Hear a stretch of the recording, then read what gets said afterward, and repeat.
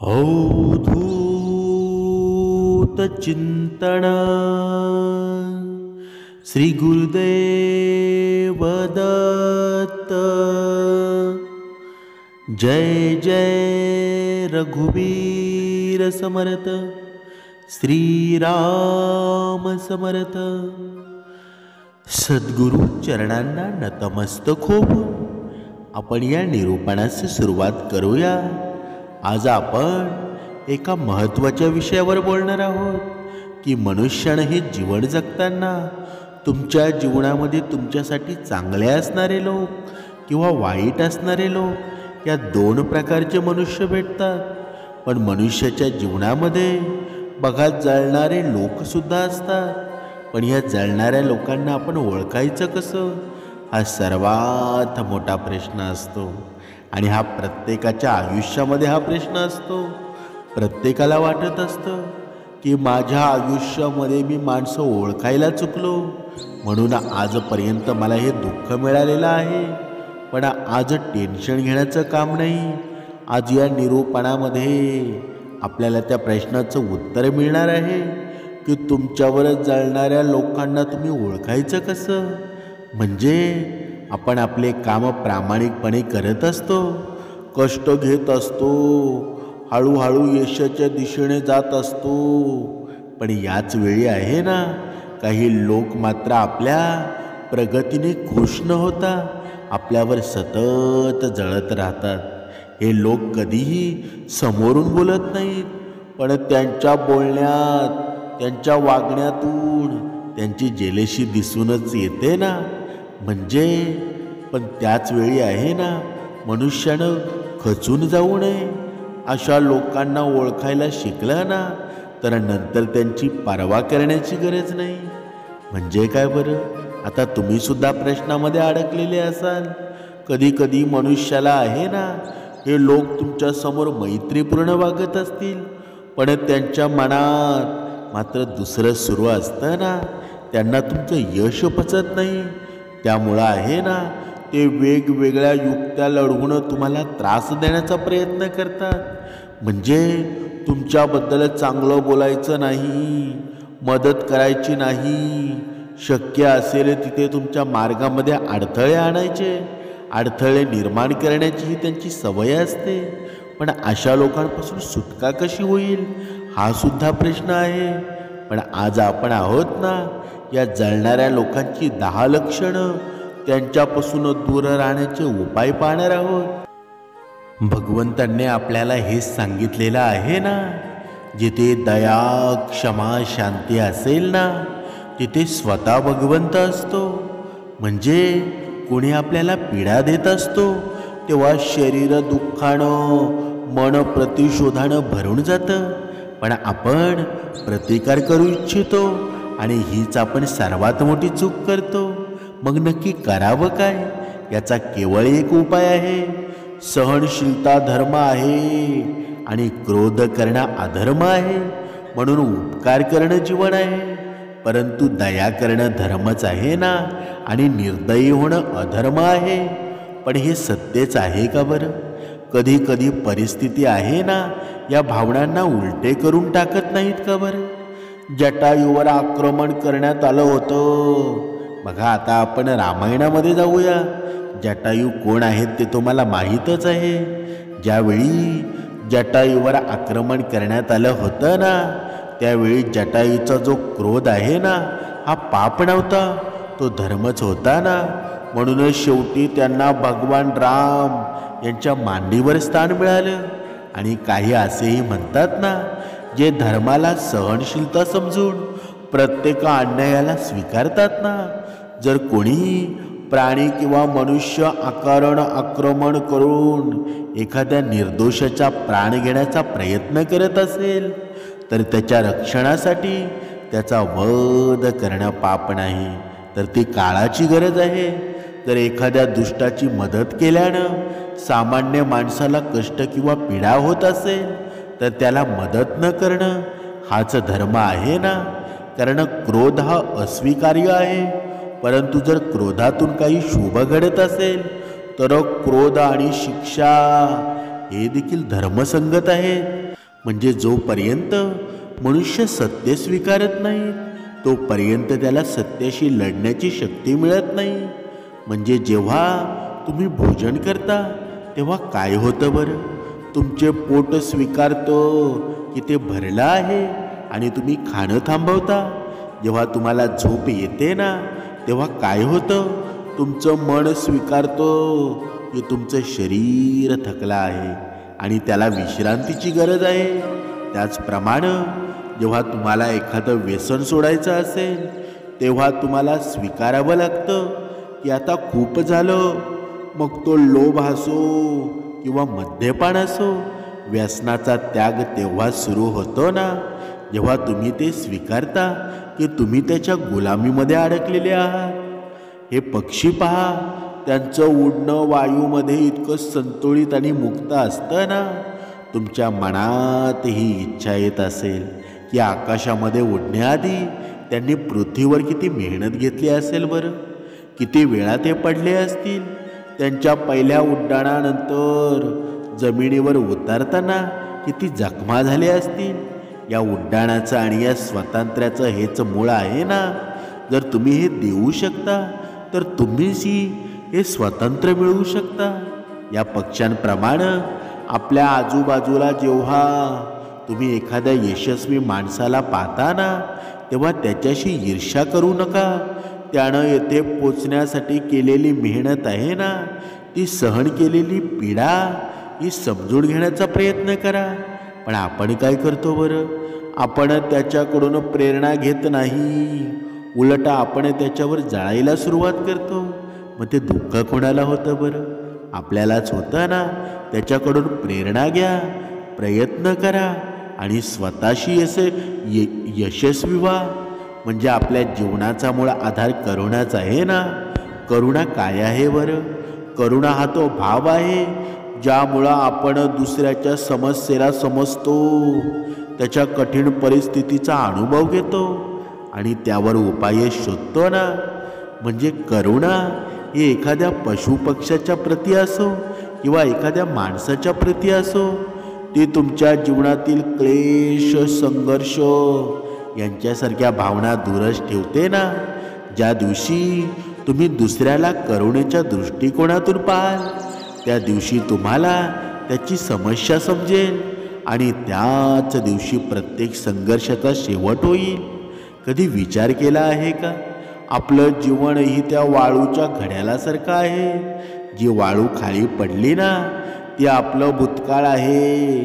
जे अजूनही वर आहे ते आपलं भविष्य आहे ना. आणि वर्तमान हा तो अरुंदच मार्ग आहे ना जिथून हळूहळू वाळू खाली पडत आहे. म्हणूनच इतरांवर जळून काही फायदा नाही. मेहनत करा, मेहनतीनं यशस्वी व्हा. इतरांवर जळून आहे ना, इतरांवर द्वेष करून कोणीही मोठा माणूस बनलेला नाही. म्हणून भगवान श्रीकृष्णांनी सुद्धा गीतेमध्ये सांगितलं ना की कर्म करत राहा, तो सर्व काही पाहत आहे आणि तुमच्या कर्माचा योग्य मोबदला आहे ना परमेश्वर तुम्हाला नक्कीच देणार आहे. आता पाहूया जळणाऱ्या लोकांची लक्षणं. पहिला नंबर, तुमच्या चुका शोधत राहणार. म्हणजे तुम्ही 100 कामं बरोबर केली ना तर ते दुर्लक्ष करतील. पण एखादी छोटीशी चूक जर झाली ना तर हे लोक लगेच त्यावर बोटं ठेवतील. मी आधीच सांगितलं होतं हे होणारच होतं असं म्हणत ते तुमच्या अपयशाचा आनंद साजरा करतील. त्यांच्यासाठी ही संधीच असते ना. तुमची चूक झाली की ते अधिक आत्मविश्वासानं बोलतात. म्हणजे लोकांसमोर मुद्दाम ही चूक दाखवत बसतात ना. अगदी तुम्ही लहानशी चूक केली ना तरी त्यावर ते बडबड करून मोठं प्रकरण करत असतात. त्यांना तुमचं यश दिसत नाही, पण छोटीशी चूक दिसते ना आणि ती चूक उगाळत सुद्धा बसणं हेच त्यांचं प्रमुख काम असतं. हे लोक असतात ना तुम्हाला मुद्दाम लोकांसमोर तुमच्या चुकांची चर्चा करून तुम्हाला कमी लेखण्याचा प्रयत्न करतात. आता नंबर 2 पाहूया. ही माणसं तुमचं नाव कुठेच घेत नाहीत. तुमचं चांगलं काम झालं ना लोक त्यांचं कौतुक करत आहेत, पण हे लोक तुमचं नाव कधीच काढणार नाहीत. समजा एखाद्या ठिकाणी तुमचा उल्लेख आला तरी हे लोक फक्त होय ठीक आहे म्हणतील, एवढंच बोलतील. पण तुमच्या कामाचं कौतुक ते कधी करणार आहेत का बरं? अजिबात नाही. कधी कधी एखाद्या गप्पांच्या ठिकाणी ते तुम्हाला टाळण्याचा प्रयत्न सुद्धा करतील. त्यांना तुमच्या उल्लेखनीय कामगिरीचा त्रासच होत असतो ना.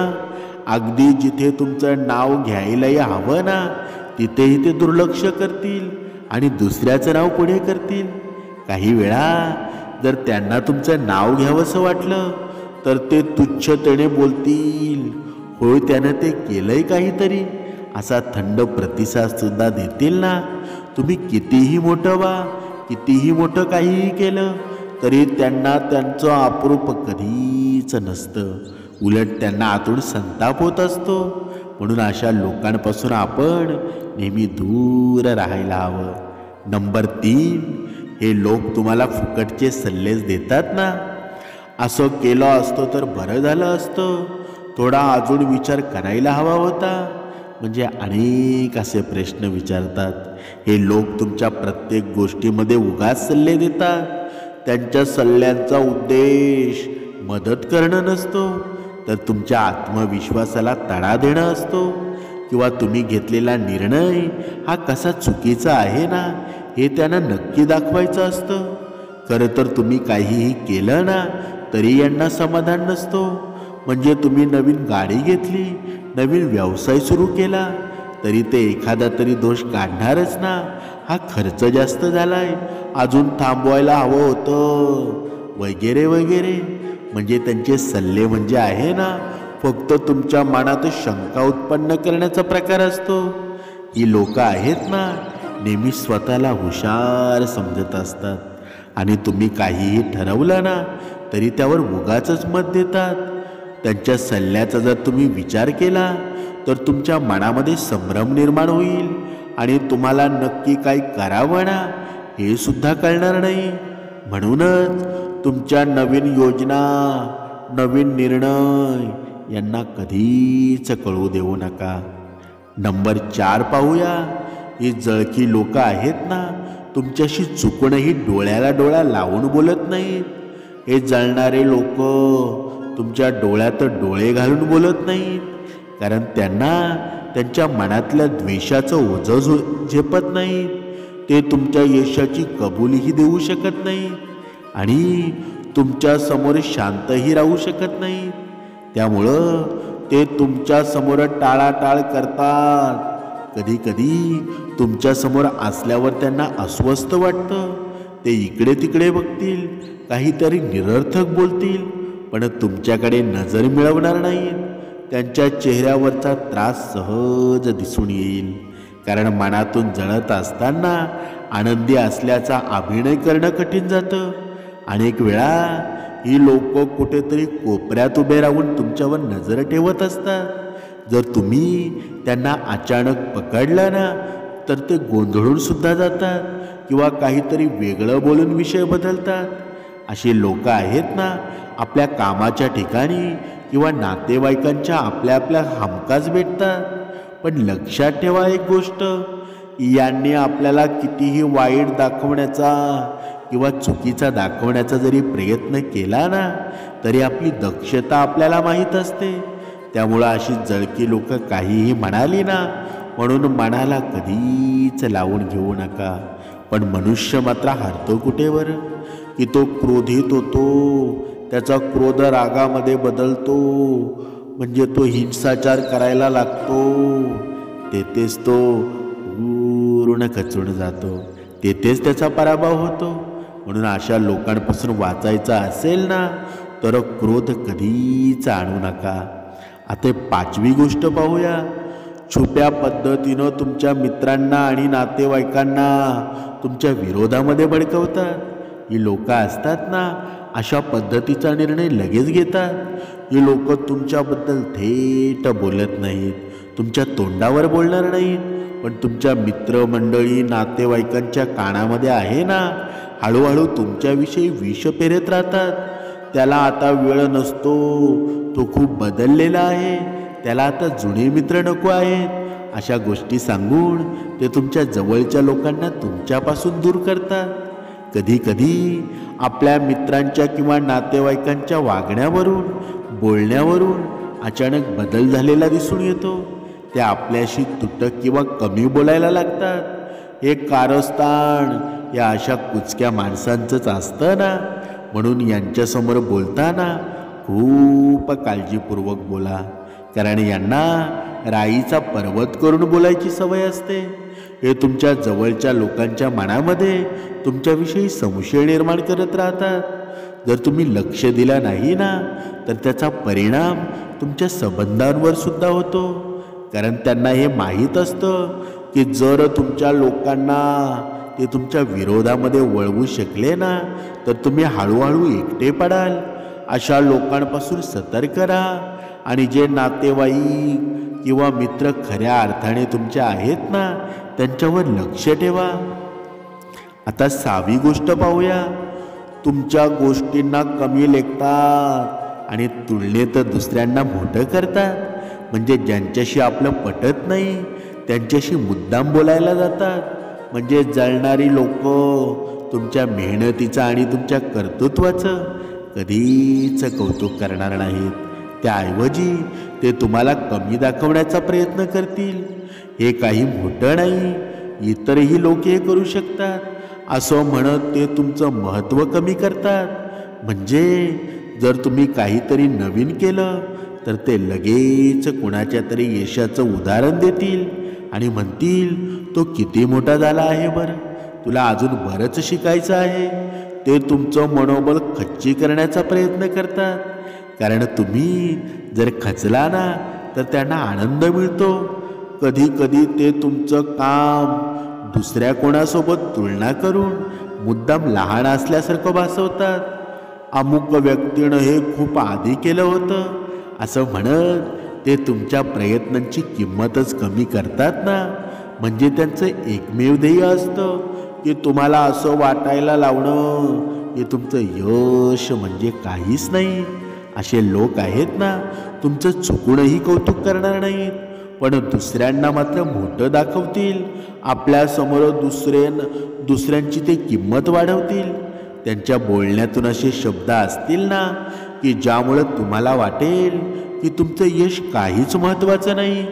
त्यामुळं तुम्हाला स्वतःच्या यशाबद्दल तुमच्या मनामध्ये शंका निर्माण होईल आणि हेच त्यांना हवं असतं. त्यांचा हेतू ठेवून हे वागत असतात. पण आपण ज्या व्यक्तीशी बोलत नाहीत ना किंवा काही भांडण झालेलं असेल त्या व्यक्तीसोबत ते मुद्दाम बोलतील किंवा त्यांना मदत करायला जातील. त्यामुळं असे लोक तुम्ही नक्की ओळखा आणि त्यांच्याकडे दुर्लक्ष करायला सुरुवात करा. तुमच्या मागे निंदा करतात ना पण समोर वेगळं बोलतात.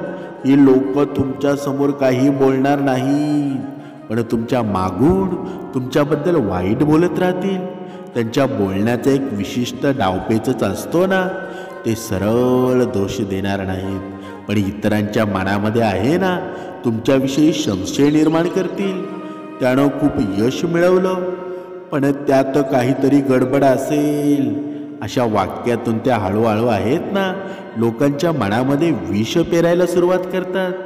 समोर असताना त्या हसून बोलतील पण तुमचं अभिनंदन सुद्धा करतील, पण मागे गेल्यावर आहेत ना तुमच्या चुका शोधायला लागतील. त्यांचा हा डावपेच ओळखायला शिका, कारण हे लोक तुम्हाला अपयशी पाहू इच्छितात. जर कोणी तुमच्याबद्दल मागे उलटसुलट बोलत असतील ना समोर मात्र वेगळं वागत असतील तर समजून घ्या की तो तुमच्या प्रगतीमुळे जळतोय. अशा लोकांना दूर ठेवणं गरजेचं असतं, कारण ते तुमच्या आत्मविश्वासावर परिणाम करू शकतात. हे लोक आहेत ना तुमचे नाते संबंधसुद्धा बिघडवू शकतात, कारण ते तुमच्या मित्रांना तुमच्याबद्दल गैरसमज पेरून फोडण्याचा प्रयत्न करत असतील. त्यामुळं अशा लोकांना ओळखून त्यांच्या बोलण्याकडे दुर्लक्ष करावं आणि आपल्या कामावर लक्ष केंद्रित करावं ना. आता नंबर 7 पाहूया. तुमच्या चांगल्या गोष्टीचं गुपचूप अनुकरण करतात पण कबूल करत नाहीत. हे लोक आहेत ना वरवर तुमचं कौतुक करणार नाहीत पण तुम्ही जे करताय ना तेच गुपचूक अनुकरण करतील. तुम्ही ज्या प्रकारे यश मिळवताय त्याच पद्धतीने तेही काहीतरी करण्याचा प्रयत्न करतील. पण ते कधीच मान्य करणार नाहीत की त्यांना तुमच्याकडून प्रेरणा मिळालेली आहे. उलट जर त्यांना संधी मिळाली ना तर ते तुमच्यावरच टीका करतील आणि म्हणतील, मला हे आधीच माहिती होतं. ते तुमच्याकडून शिकतात पण समोर मात्र दाखवतात की त्यांना काहीच फरक पडत नाही. त्यांना सगळं आधीपासून माहीत आहे. कधी कधी त्यांना हेवा इतका असतो ना की ते मुद्दा म्हणून तुमच्या पद्धतीची टिंगल करतात, पण हळूच तीच पद्धत वापरतात ना. तुम्ही काहीतरी नवीन केलं की त्यांना ते लगेच अंमलात आणायचं असतं, पण तुमचं श्रेय मात्र त्यांना द्यायचं नसतं. असे लोक आहेत ना, स्वतःचं नाव मोठं करण्यासाठी तुमच्या कल्पना चोरत असतात. त्यांच्या बोलण्याला फारसं महत्त्व देऊ नका, कारण शेवटी तुमच्याच कल्पनांचा उपयोग आहे ना ते स्वतःसाठी करत असतात. त्यामुळं तुम्ही अजून मेहनत करा. हे असे लोक आहेत ना तुमच्यापर्यंत कधी पोचू शकणार नाहीत. आता नंबर 8 पाहूया. तुमच्या प्रगतीवर अविश्वास दाखवतात. तू एवढं मोठं करू शकतोस हा त्यांचा स्वभाव असतो. तुमचं यश त्यांना पचत नाही म्हणून ते नेहमी तुमच्या प्रगतीवर शंका घेत असतात. तू असं कामच करू शकत नाहीस, हे खरं त्यानंच केलंय का बरं, असं विचारत ते तुमच्या मेहनतीवर प्रश्नचिन्हच लावतात ना. ते नेहमी असं दाखवण्याचा प्रयत्न करतात की तुम्ही काहीतरी फसवाफसवी करून मोठे झालेला आहात. त्यांना विश्वासच नसतो की तुम्ही मेहनतीनं हे मिळवलेलं आहे. जर कोणी सातत्यानं तुमच्या कर्तृत्वावर प्रश्न विचारत असेल ना तर तो तुमचा मित्र नाही तर तुमच्या यशानं जळणारी व्यक्तीच आहे ना. ते तुमचं महत्त्व कमी करण्यासाठी असे प्रश्नच विचारत असतात आणि तुमचं यश दुय्यम ठरवण्याचा प्रयत्न करतात. त्यांच्या बोलण्यानं तुमचा आत्मविश्वास कमी होऊ शकतो. त्यामुळं अशा लोकांना गांभीर्याने घेऊ नका. तुम्ही फक्त तुमच्या ध्येयावर लक्ष ठेवा, कारण शेवटी तुमचं यश हेच त्यांना सर्वात जास्त त्रासदायक ठरतं. आता पाहूया नंबर 9. तुम्ही अपयशी व्हावं याची ते आतुरतेने वाट पाहतात. हे लोक आहेत ना सतत तुमच्या अपयशाची वाट पाहत असतात. ते उगाच तुमचं कौतुक करणार नाहीत, पण जर कधी तुम्ही थोडं डगमगताय असं वाटलं तर ते लगेच बोलायला सुरुवात करतील.